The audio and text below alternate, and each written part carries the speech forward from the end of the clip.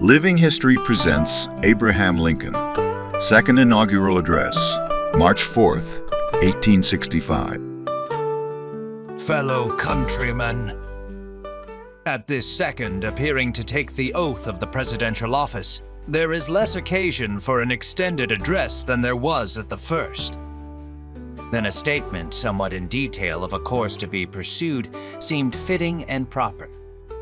Now, at the expiration of 4 years, during which public declarations have been constantly called forth on every point and phase of the great contest which still absorbs the attention and engrosses the energies of the nation, little that is new could be presented.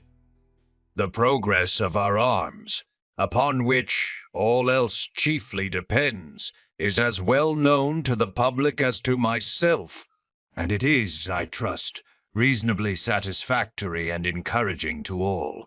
With high hope for the future, no prediction in regard to it is ventured.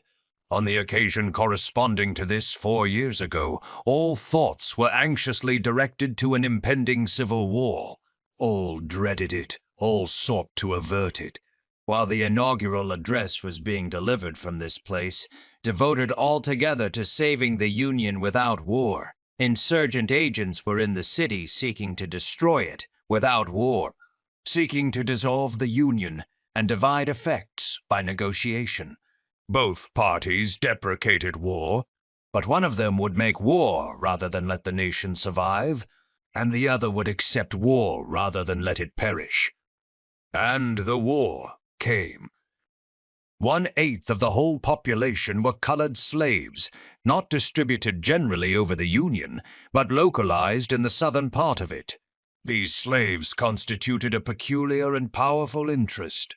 All knew that this interest was, somehow, the cause of the war.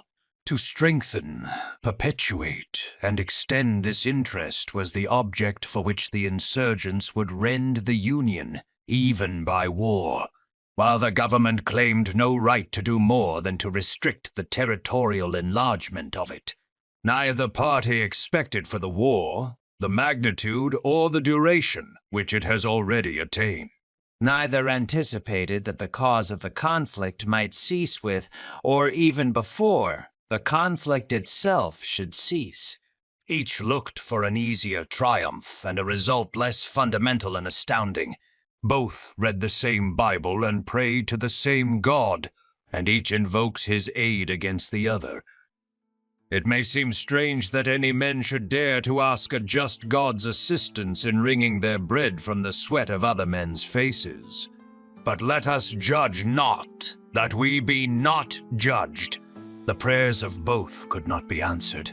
That of neither has been answered fully. The Almighty has his own purposes. Woe unto the world because of offenses! For it must needs be that offenses come. But woe to that man by whom the offense cometh.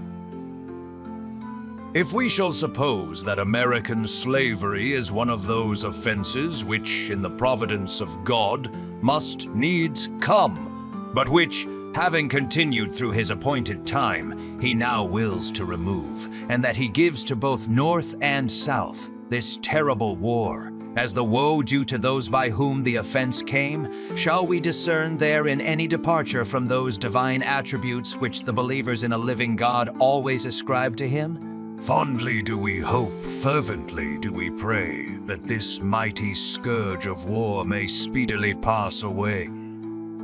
Yet if God wills that it continue, until all the wealth piled by the bondman's 250 years of unrequited toil shall be sunk, and until every drop of blood drawn with the lash shall be paid by another drawn with the sword, as was said 3,000 years ago.